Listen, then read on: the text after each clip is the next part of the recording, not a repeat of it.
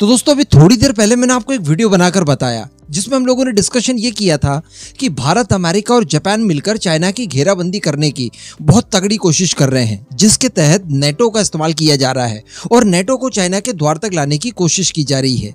इसके अतिरिक्त भी मैंने आपको बताया था कि ये सारे देश मिलकर चाइना को आर्थिक रूप से भी तोड़ने की कोशिश कर रहे हैं। जैसा कि कल हम लोगों ने देखा, कुल 14 देशों को अपने साथ लेकर चाइना के ऊपर से निर्भरता खत्म करने के लिए तैयारियां की जा रही है और एक नई सप्लाई चेन को कनेक्ट किया जा रहा है। तो ये सारे काम चाइना के खिलाफ है। फिर आप मिलिट्री का इस्तेमाल कर लीजिए नेटो के बहाने, या फिर क्वाड और बाकी के संगठनों के जरिए चाइना की आर्थिक घेराबंदी कर लीजिए।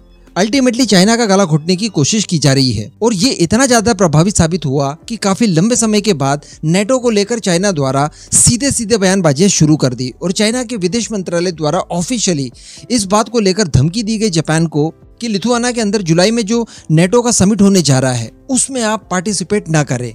ऐसा करने से रीजन में अशांति फैलेगी और इसका नुकसान दोनों देशों को उठाना पड़ेगा। तो अल्टीमेटली आपने देखा कि चाइना की नजरों में जापान क्या है, किस तरह से वो जापान को इस तरह के काम करने से बड़ी आसानी से रोकने की कोशिश कर लेता है, उसे धमकी तक दे देता है। लेकिन अब आप जानने वाले हैं कि भारत की पावर क्या है, क्योंकि मैं आपको पहले ही बता दूं कि जापान की तरह भारत को वो धमकी नहीं दे पाया है, बल्कि यहाँ पर भारत के लिए पहली बार काफी लंबे समय के बाद, ऐसी तो मैंने पहले कभी सुना ही नहीं था, काफी लंबे समय के बाद चाइना द्वारा भारत के बारे में अच्छे शब्दों का इस्तेमाल किया गया है और भारत की और स्पेशली प्राइम मिनिस्टर मोदी की तारीफ की गई है। तो यहाँ पर दोस्तों मैं आपको बता दूं, भारत की तारीफ करने के लिए जरिया हमेशा की तरह ग्लोबल टाइम्स को बनाया गया। इसके अतिरिक्त जो बहाना उन्होंने ढूंढा वो था भारत की नई संसद।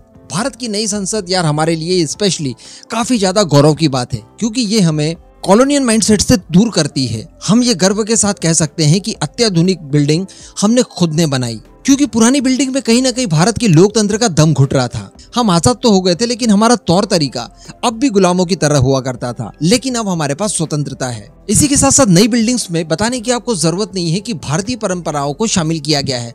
सेंगोल से लेकर कई और सारे प्रतीक चिन्ह और खासकर अखंड भारत का मैप भी यहाँ पर लगाया गया है। हालांकि जो अखंड भारत का मैप लगाया गया है काफी सोच समझ कर लगाया गया है और कुछ इस तरह से उसे डिजाइन किया है कि हमारा नेबरहुड उस पर किसी तरह का कोई ऑब्जेक्शन न ले पाए। लेकिन फिर भी अल्टीमेटली हम लोगों ने दिखा दिया कि हमारे मन में है क्या। तो अब दरअसल इसी नई संसद भवन की बिल्डिंग को लेकर चाइना ने तारीफें की है और जो सबसे पहले शब्द इस्तेमाल किए गए हैं बिल्डिंग के लिए वो ये हैं कि चीन ने कहा है कि हम भावनात्मक रूप से इस नई संसद भवन को सपोर्ट करते हैं। अब सोचिए आप, ऐसा कभी हो सकता था क्या? भारतीय परंपराओं के साथ जिस बिल्डिंग को बनाया गया उस बिल्डिंग की तारीफ चाइना कर रहा है, जबकि चाइना के कई सारे गुलाम जो भारत में हैं वो भारतीय परंपराओं का हमेशा विरोध करेंगे। बताने की जरूरत नहीं है कि वो कौन लोग हैं, लेकिन इसके बावजूद चाइना द्वारा तारीफ की गई है। इसके बाद उन्होंने कहा कि मोदी गवर्नमेंट ने उभरते हुए भारत की छवि पेश करने की कोशिश की है और कॉलोनियल माइंडसेट को हटाकर आत्मविश्वास के ऊपर जोर दिया है। अब सोचिए, ऐसे शब्द चाइना हमारे लिए यूज कर रहा है। इसके अलावा गुलामी के कई सारे और भी प्रतीक पहले हटाए गए, जैसे किंग जॉर्ज की आप स्टेच्यू ले लीजिए, जहां पर अब हमारे रियल हीरो सुभाष चंद्र बोस विराजमान हैं। तो इन सभी घटनाक्रमों का काफी ज्यादा पुरजोर तरीके से इन्होंने स्वागत किया है। इसके अलावा अंग्रेजी भाषा का कम इस्तेमाल किया जाना, साथ में कई सारी पुरानी बिल्डिंग्स के नाम परिवर्तन करना और गुलामी वाले नाम हटाकर भारतीय नामों से उन्हें संबोधित करना, इन सब की भर भर कर तारीफ की गई है चाइना के द्वारा। और इसके अलावा चाइना स्पष्ट रूप से भारत की राष्ट्रीय गरिमा को बनाए रखने की इच्छा को सपोर्ट करता है। अब यार क्या ही बोलूं आगे। और आगे कहा कि चाइना ने ब्रिटेन की 200 वर्षों तक गुलामी की और इन सब का असर भारत के ऊपर दिखाई भी देता था, लेकिन आज भारत गुलामी की जंजीरों को पूरी तरह से तोड़ चुका है। तो ये सारी बातें चाइना द्वारा भारत के लिए कही जा रही है।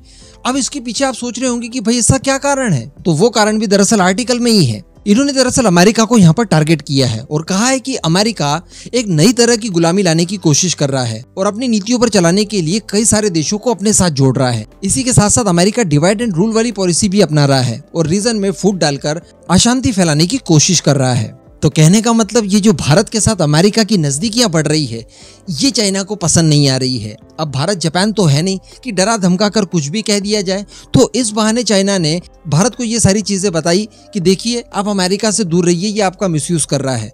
कारण वही है, रिसेंटली हम लोगों ने डिस्कशन किया था कि भारत को नेटो प्लस की सीट ऑफर की गई है। इसके अतिरिक्त प्राइम मिनिस्टर मोदी इसी महीने अमेरिका जा रहे हैं, जहां पर हम लोग कई सारी महत्वपूर्ण डिफेंस डील्स को कंप्लीट करने जा रहे हैं, जो कि स्पेशली चाइना के खिलाफ होगा, जिसमें इंजन की डील आप ले लीजिए। अब इंजन की डील की बात की जाए तो ये हमारी शक्ति को इतना ज्यादा इन्हांस करेगी, उसकी कल्पना अभी हम लोग नहीं कर सकते। ये हमारे भूत भविष्य वर्तमान सबको बदलने वाली की डील होगी। तो ये सीधे सीधे चाइना को थ्रेड है। उसके बाद हम लोग जितने चाहें उतने विमान बना पाएंगे। साथ ही हम लोग MQ-9 रिपर ड्रोन्स की भी डील करने जा रहे हैं। कई सारे और क्षेत्रों में गठजोड़ किए जा रहे हैं। तो ये सारी चीजें चाइना को चुभ रही है और चाइना नहीं चाहता कि उसके दरवाजे तक अमेरिका और अमेरिका के साथ साथ पूरा नेटो आ धमके, वो भी भारत वाले रास्ते से, जहां पर पहरेदारी खुद भारतीय फोर्स कर रही है और अंदर घुसने तक नहीं देती है। तो चाइना द्वारा ये जो भारत की तारीफें की गई है, इस पर आपका क्या मानना है, नीचे कमेंट करके जरूर बताइएगा।